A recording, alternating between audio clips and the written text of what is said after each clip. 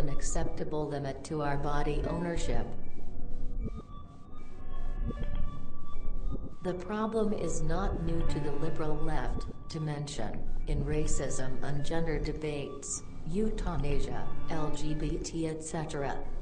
But we would argue that the postmodern approach of the contemporary liberal left seems unable to capture and deal with body modification technologies that some very recent science made possible.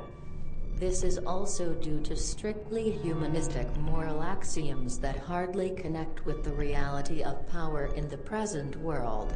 I would refer to the amazing piece of journalism by Adam Curtis, Hypernormalization, for a crash review of contemporary liberal attitudes on power and freedom. For example, one could downplay the whole issue by saying that socially dangerous body modifications only exist in sci-fi narrations by Silicon Valley futurists, or the mind of some outright hater. But these Freudian sparks disclose a much bigger fire that lies below our consciousness. That meaningful body enhancements is exactly what science just started to promise on the free market. Certainly, today non-medical body modifications may be mostly of aesthetic or cultural intent, and rightfully confined to the self-determination domain of negative freedom, but the promises of CRISPR-based technologies and the dawn of commercial neural interfaces urges serious thinking. In fact, while the problem is widely debated from the individual's feeling point of view, there is no proportionate effort in connecting with the wild power that contemporary science just injected in it. This post-truth environment, where the liberal left even refuses to address the consequences of public choice mass democracy, and retires into simple Straussian-like crusades on gender and linguistic hygiene, is creating a series of disturbing political spaces. Let me mention two. 1. Resurgence and popularization of right-oriented eugenics views.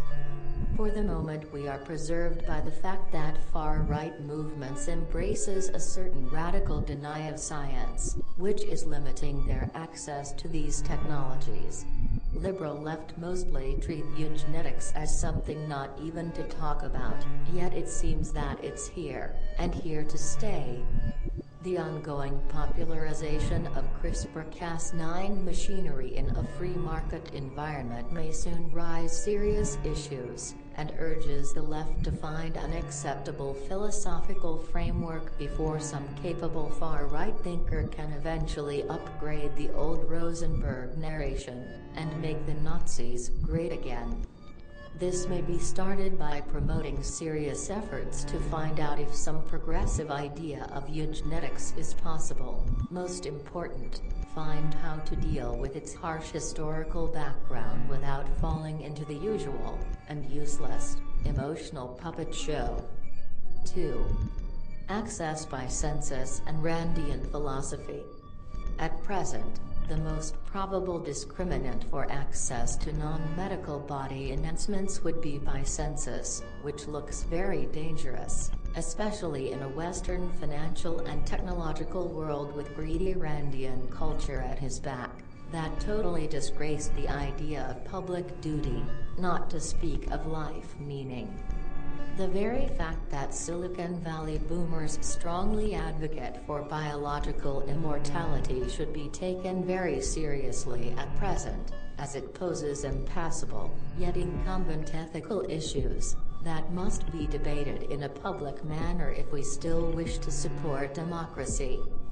Among others, these arguments should be publicly addressed by mainstream left with urgency, clearly explaining what they offer and what they betray. And hopefully, before it's too late.